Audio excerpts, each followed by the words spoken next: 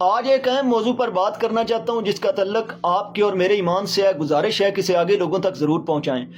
ڈکی نام کے ایک یوٹیوبر کو چھوڑا جاتا ہے اور اس سے جیل میں موجود گستاخوں کے حق میں بات کروائی جاتی ہے، اور اس سے ان ریاستی دہشت گردوں کے حق میں بھی بات کروائی جاتی ہے جو اپنے پرامن پاکستانیوں پر سیدھی گولیاں چلا کر ان کو دہشت گرد بنانے کی کوشش کرتے ہیں، اور پھر اسی دہشت گردی کو ختم کرنے کے لیے کئی سال بیرون ملک سے ڈالر لیتے رہتے ہیں۔ اور ان لوگوں نے ہی دوسرے ملک سے ڈکی کے بعد دیگر یوٹیوبر اور ٹک ٹاکر جو اس ملک سے بھاگے ہوئے تھے یہ یقین دہانی کروا کر واپس لائے کہ تم ہمارا بیانیہ پروموٹ کرو، ہم تمہاری حفاظت کریں گے۔ اور اس طرح ہی ہوا، اور اس کے بعد انہوں نے جیل سے مرزا انجینئر جیسے شخص کو بھی نکالا اور اس کو پاکستانی ٹی وی چینل کے اوپر بٹھا دیا تاکہ عوام اکثریت کے اس بیانیے کو توڑا جائے جو دہشت گردی کے خلاف ہے، اور اسی کا استعمال کر کے جو بیرون ملک سے ناموس رسالت کے قانون کو ختم کرنے کے لیے پریشر ہے اس کے لیے عوام کو تیار کیا جائے اور عوام کو بے وقوف بنایا جائے۔ جہاں پر پہلے سے اس کام میں ماہر ہیں شاہ زیب خان زادہ صاحب، وہ اور مرزا انجینئر عوام کے سامنے جھوٹی کہانیاں رکھتے ہیں،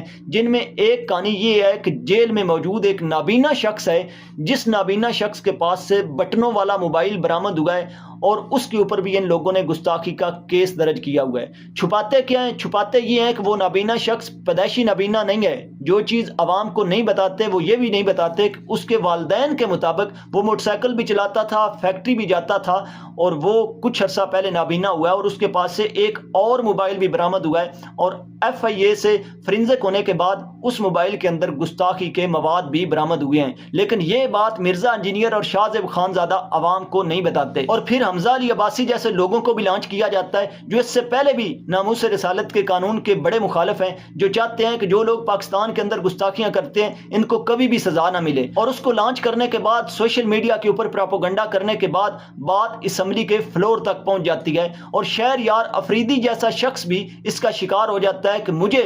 گستاخوں کی فیملی نے کہا ہے کہ ہمارے بچوں کو اس طرح گستاخ بنایا گیا ہے کہ ان کو کوئی لنک آتا تھا وہ لنک اوپن کرتے تھے، اور لنک واپس مانگا جاتا تھا وہ واپس سینڈ کرتے تھے، اس کے اوپر گستاخی کا کیس درج ہو جاتا ہے۔ کیا ہمارے ادارے اتنے نااہل ہیں کہ وہ آج تک لنک سینڈ کرنے والی کوئی انفارمیشن منظر عام پر نہیں لے کے آئے؟ کیا فورینزک رپورٹ آنے کے بعد یہ پتہ نہیں چلتا کہ موبائل میں کہاں سے میسج آیا اور کہاں میسج گیا؟ کیا آج تک جتنے بھی گستاخی کے کیسز کے لوگ ہیں ان کے بارے میں ٹی وی پر بیٹھ کر کوئی اس طرح کا ڈاکیومنٹ سامنے لایا گیا ہے کہ یہ لنک آنے کے بدلے میں لنک واپس بھیجنے کے جرم میں اس شخص کے اوپر گستاخی کا کیس درج ہوا ہے؟ شہریار افریدی صاحب اور طلال چودھری اور دیگر جتنے بھی اس سازش کا حصہ بنے ہوئے ہیں، سب سے گزارش ہے چاہے کوئی لنک والا کیس ہو چاہے کوئی نابینا شخص والا کیس ہو، کسی ایک کیس کو دوسری طرف کے وکلا کو دیں اور اس طرف سے بھی وکلا کو سامنے بٹھا کر عوام کے سامنے لائیو ٹی وی کے اوپر صرف پڑھ کر سنا دیں، اور اس کی رپورٹس بھی عوام کے سامنے رکھیں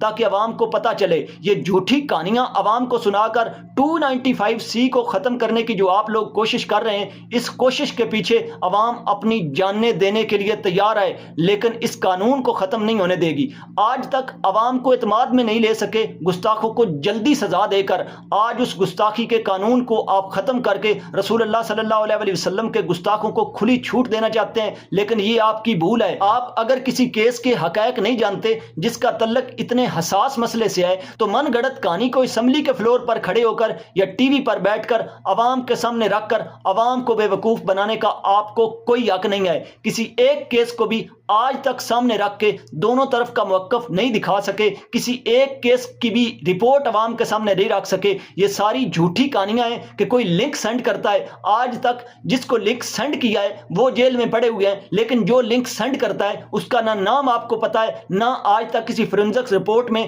ایسا کوئی نمبر سامنے آیا جس سے لنک سینڈ ہوا ہو۔ یہ جھوٹی کہانیاں گستاخوں کو بچانے کے لیے جو گڑی جا رہی ہیں، ان کہانیوں سے ہم بڑی اچھی طرح واقف ہیں، اور وہ تمام لوگ بھی جو آج خاموش ہیں، جن کے بڑے بڑے اکاؤنٹس ہیں، جو لوگ کہتے تھے کہ رزق تو ہماری ثانوی ترجیح ہے، ہم ان معاملات میں بھی ان کو اگر میسج کرتے ہیں تو ہمیں جواب تک نہیں دیتے۔ گزارش ہے کہ اگر حمزہ علی عباسی اور ڈکی اور رجب اور شاہ زیب خان زادہ اور مرزا انجینئر جیسے لوگوں کا استعمال کیا جا رہا ہے اور آپ اپنے رزق کی پروموشن کرنے میں مصروف ہیں، تو رزق آپ کی ثانوی ترجیح نہیں ہے، رزق آپ کی پہلی ترجیح ہے۔ آپ نے نہ ان وکلا سے رابطہ کیا اور نہ ان کیسز کو پڑھ کر عوام کے سامنے رکھا جو لوگ آج رسول رسول اللہ صلی اللہ علیہ وسلم کی حرمت کے قانون کو متنازع بنانے کی کوشش کر رہے ہیں، ان کے سامنے آپ کھڑے نہیں ہوئے۔ خدا را ہوش کے ناخن لیں۔ اللہ تعالیٰ نے آپ لوگوں کو بھی اچھی پہچان دی ہے۔ آج جب دوسری طرف سے اتنی بڑی تعداد میں اتنی بڑی فین فالوئنگ والے لوگوں کو عوام کو مس گائیڈ کرنے کے لیے استعمال کیا جا رہا ہے، تو آپ نے رسول اللہ صلی اللہ علیہ وسلم کی حرمت کی پہرےداری کی قسمیں کھا کر